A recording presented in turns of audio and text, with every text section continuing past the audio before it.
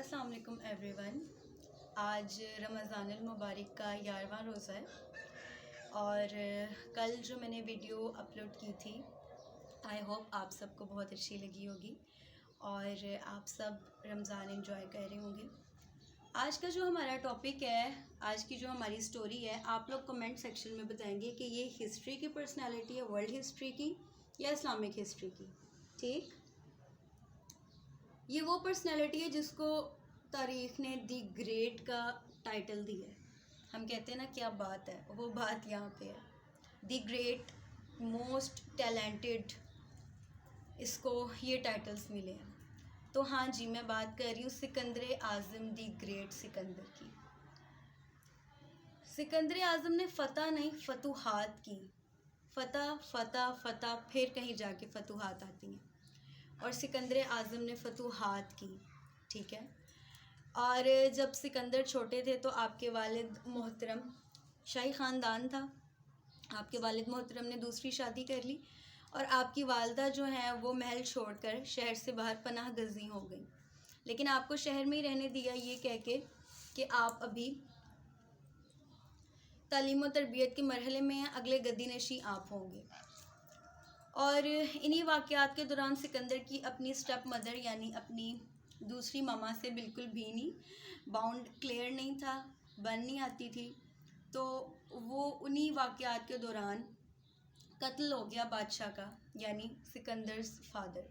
اور قاتل کو جو ہے وہ کنواں پہ پکڑ لیا گیا، قتل کر دیا گیا. اب اگلے گدی نشیں جو تھے وہ سکندر تھے.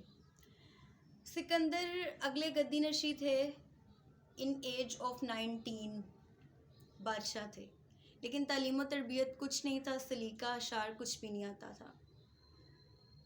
آپ کی والدہ محترمہ محل واپس لوٹی اور ارسطو کو آپ کے لیے ہائر کیا. جیسے آج کل ہم ٹیوٹر ہائر کرتے ہیں نا، ویسے ارسطو کو آپ کے لیے ہائر کیا کہ یہ آپ کی تعلیم و تربیت میں ایک اہم کردار ادا کرے گا. اور یہاں پہ سکندر فرماتے ہیں میرے والد وہ شخص تھے جنہوں نے مجھے عرش سے فرش پہ پھینکا، اور میرے استاد وہ شخص ہیں جنہوں نے مجھے فرش سے عرش پہ بٹھایا. وہ کہتے ہیں نا، استاد ہوتا نہیں ہے بادشاہ، لیکن وہ بادشاہ بنا دیتا ہے. تو ٹائم گزرا، سکندر نے اپنے استاد کی بہت زیادہ انہیں اوبے کیا، ان کے کمانڈز کو، ان کے آرڈرز کو. اور اس کا نتیجہ یہ نکلا کہ سکندر کو ایک دنیا نے فتوحات حاصل کرتے دیکھا. سکندر نے اپنے اہل خانہ کو اللہ حافظ کہا اور وہاں سے ملکوں کی زیارت یا ملکوں کی سیر و تفریح کے لیے نکل گئے اور ایک نئی فتوحات کی. ہر ملک گئے، ہر ملک سکندر کے خوف سے، پرسنالٹی کے چارم سے بہت زیادہ obsessed بھی تھا. اور سکندر نے ملکوں کے ملک فتح کیے. سکندر پہ برا وقت تب آیا جب آپ کے دوست آپ کے سامنے آ گئے، وہ بھی انڈر ڈرگس تھے، وہ انہیں نہیں پتہ چل سکا اور انہوں نے سکندر کو آ کر کہہ دیا.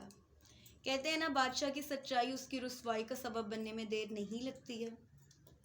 آ کر کہہ دیا کہ مجھے یہ خون آشام کھیل تمہارا پسند نہیں ہے. سکندر خود پر قابو نہ رکھ سکے، اسی طرح جس طرح ہماری آج کل کی یوتھ خود پہ قابو نہیں رکھتی ہے نا، اسی طرح سکندر نے سپہ سالار سے تلوار پکڑی اور سینے میں پے در پے وار کیے اپنے دوست کے. اس کے بعد بہت ڈپریسڈ رہے، ڈپریشن کا شکار رہے، پینک رہے، لیکن فائدہ کوئی بھی نہیں تھا.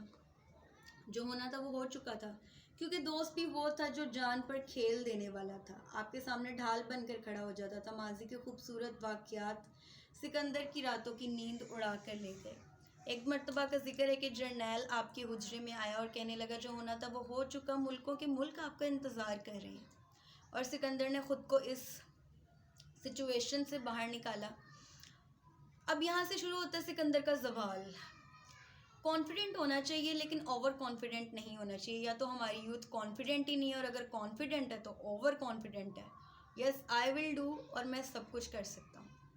کچھ لوگوں کو خود پہ بہت زیادہ بھروسہ ہوتا ہے، اور وہ بھی بادشاہ. کچھ لوگوں نے کہا جہلم کے قریب سے، کچھ نے کہا ملتان کے قریب سے ایک مرتبہ سکندر کا گزر ہوا اپنی فوج کے ساتھ. ایک تیر آ کر لگا، سکندر نے فوجیں دوڑائیں، سپہ سالار دوڑائے، دیکھو کس نے مجھے تیر مارا. لیکن وہاں کوئی موجود نہ تھا، کوئی نہ ملا۔ سکندر نے کہا ہر چمکتی آنکھ بند کر دی جائے۔ لاکھوں حتیٰ کہ جانور بھی سکندر نے قتل کروائے، ظلم کا، زیادتی کا نشانہ بنایا، بوڑھوں، بچوں، جوانوں، عورتوں تک کو نہ چھوڑا، جانوروں تک کو نہیں۔ جس شخص نے چھوڑا اس نے کیا کسی کو چھوڑنا تھا۔ پھر ایک مرتبہ کا ذکر ہے، اس سب کے بعد سکندر یوں ہی کسی ملک کو شکست دے کر واپسی کے رستے پر گامزن تھے کہ ملیریا بخار نے جا لیا، اور پھر اسی تاریخ نے، جس نے سکندر کو دی گریٹ کا لقب دیا، اسی تاریخ نے سکندر کو فرش پر ایڑیاں رگڑتے اپنی موت کی بھیک مانگتے دیکھا، سنا، لکھا، اور اسی تاریخ نے پھر بتایا کہ خدا موجود ہے۔ سکندر کو اپنی صلاحیتوں پر، اپنی سکلز پر بھروسہ تھا، لیکن وہ اوور کانفیڈنٹ تھا۔ اس کو یہ بھی پتا تھا کہ میں بادشاہ ہوں۔ اس نے بے دریغ اپنی طاقت کا استعمال کیا۔ پاور، اتھارٹی جس کے بھی پاس آئی ہے نا، انسانیت بھول گیا ہے وہ۔ تاریخ نے یہ بھی لکھا۔ سکندر ایڑیاں رگڑتے موت کی بھیک مانگتا رہا، یا کہتا رہا مجھے اپنے اہل خانہ سے چند پل میسر کر دو کہ میں ان سے آخری مرتبہ مل سکوں۔ کوئی قریب نہ آتا، کوئی پاس نہ لگتا۔ وہی سارے سپہ سالار فوجیں جو سکندر پر جان چھڑکتی تھیں، اس کے چام میں تھیں، سب چھوڑ کر چلی گئی، کوئی پانی نہ پوچھنے والا تھا۔ سکندر نے بہت کوشش کی، لیکن حضرت عزرائیل نے کبھی کسی کا انتظار نہیں کیا، اور وہ بھی تب جب حکم رب ذوالجلال آ جائے۔